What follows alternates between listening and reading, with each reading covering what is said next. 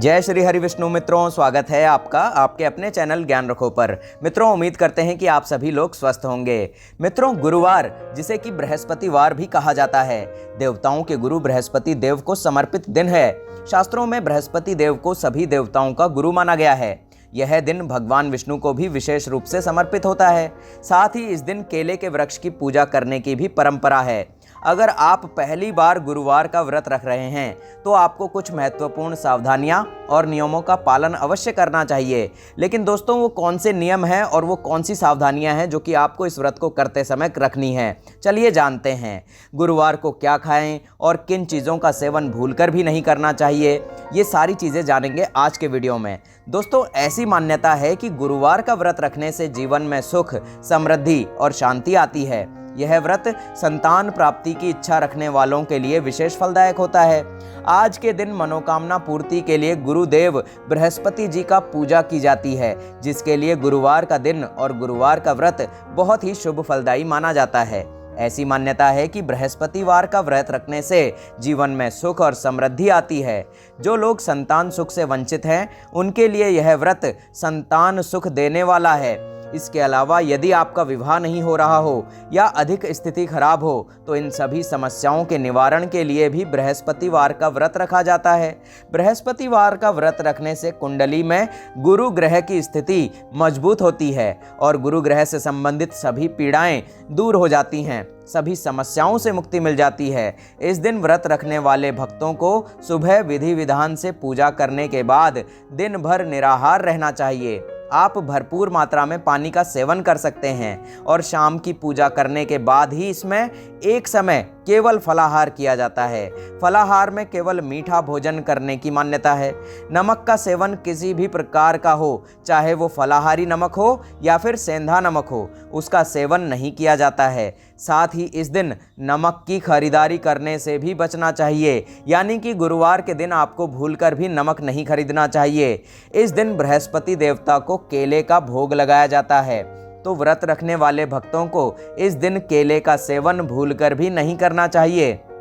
भोग में लगाए गए केलों को आप दान में दे सकते हैं, गौ माता को खिला सकते हैं या फिर अपने ही परिवार के सदस्यों को दे सकते हैं जिन्होंने कभी भी बृहस्पतिवार का व्रत ना रखा हो। बृहस्पति देवता के व्रत में मुख्य रूप से पीली वस्तुओं का ही भोग लगाया जाता है और केवल पीली ही वस्तुओं का सेवन किया जाता है। मुख्य रूप से आज के दिन चने की दाल से बना हुआ व्यंजन, जैसे कि चने की दाल से आप हलवा बना सकते हैं या चने की दाल को घी में भूनकर बिना चीनी के भी आप भगवान को भोग लगा सकते हैं, यानी कि फीका बना सकते हैं। इसके अलावा चने की दाल का हलवा, बेसन का हलवा, बेसन की मीठी पूरी, पराठा या बेसन की रोटी, जिसमें यदि आप चाहें तो मीठा ना भी डालें, फीका भी आप खा सकते हैं। इसके बाद दही या फिर किसी भी मीठी चीज़ के साथ आप खा सकते हैं। ध्यान रखें कि जो भी चीज़ आप बनाएं उसमें आप एक चुटकी हल्दी ज़रूर डालें। ज़्यादा से ज़्यादा कोशिश ये करनी चाहिए कि केवल पीली वस्तुओं का ही आप सेवन करें। या फिर व्रत रखने वालों को फलाहार रखना चाहिए। फलाहार में आप दूध या फिर दूध से बनी हुई मिठाइयों का सेवन कर सकते हैं। कोई मौसमी फल ले सकते हैं। मौसमी फलों में भी आप कोशिश करें कि पीले ही फल हों, जैसे कि आम या पपीता आदि, और मौसमी फलों का आप जूस भी पी सकते हैं। आम का पन्ना या आम पापड़ आदि भी आप इस दिन ले सकते हैं।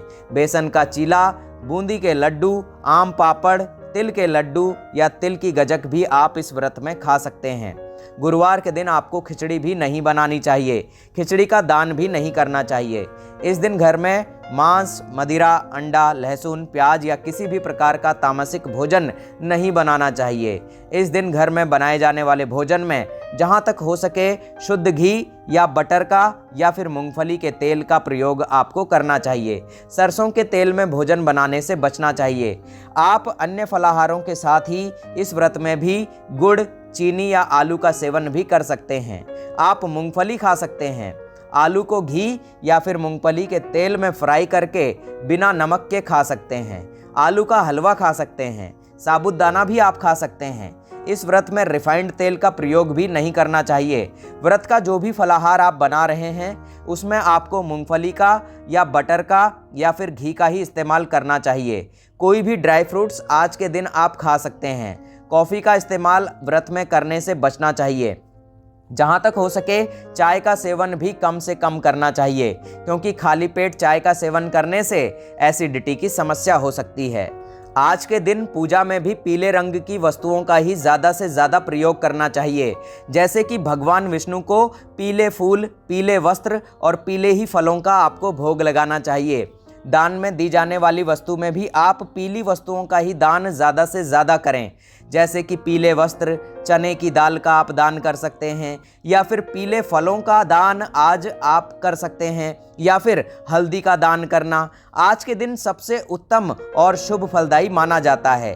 किसी भी गुरुवार व्रत में गौ माता की पूजा करके आपको गौ माता को गौघास भी देना चाहिए, और हो सके तो एक रोटी में आप थोड़ी सी चने की दाल और गुड़ रखकर, जिसमें आप थोड़ी सी हल्दी रखकर आप गौ माता को दे सकते हैं। आप यह कार्य सुबह या फिर शाम के समय कभी भी कर सकते हैं। आटे की कच्ची लोई जिसमें थोड़ी सी हल्दी, थोड़ा सा गुड़, थोड़ा सा चने की दाल रखकर, मुनक्का रखकर भी आप गौ माता को खिला सकते हैं।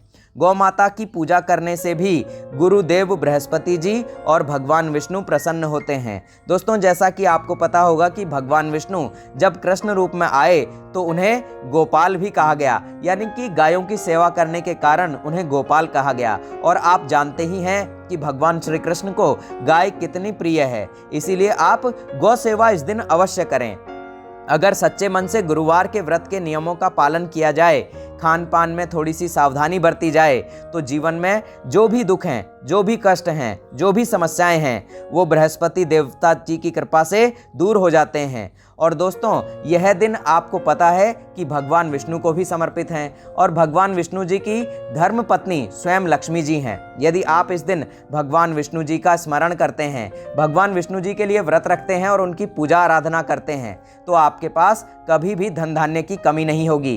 क्योंकि जिस घर में विष्णु जी की पूजा की जाती है, जिस घर में विष्णु जी को पूजा जाता है, उस घर में स्वयं विष्णु जी विराजमान होते हैं। और जहाँ पर स्वयं विष्णु जी विराजमान हो जाते हैं, वहाँ पर लक्ष्मी माता स्वयं ही चली आती हैं। इसीलिए आपके पास कभी भी धन की कमी नहीं रहेगी, यदि आप पूरे नियम के साथ स्वच्छ मन से, सच्चे मन से, श्रद्धा भाव से भगवान विष्णु जी की पूजा आराधना करते हैं। और अंत में मित्रों, जय लक्ष्मी नारायण लिखकर चैनल को सब्सक्राइब ज़रूर कर लीजिएगा और वीडियो को लाइक ज़रूर कर दीजिएगा।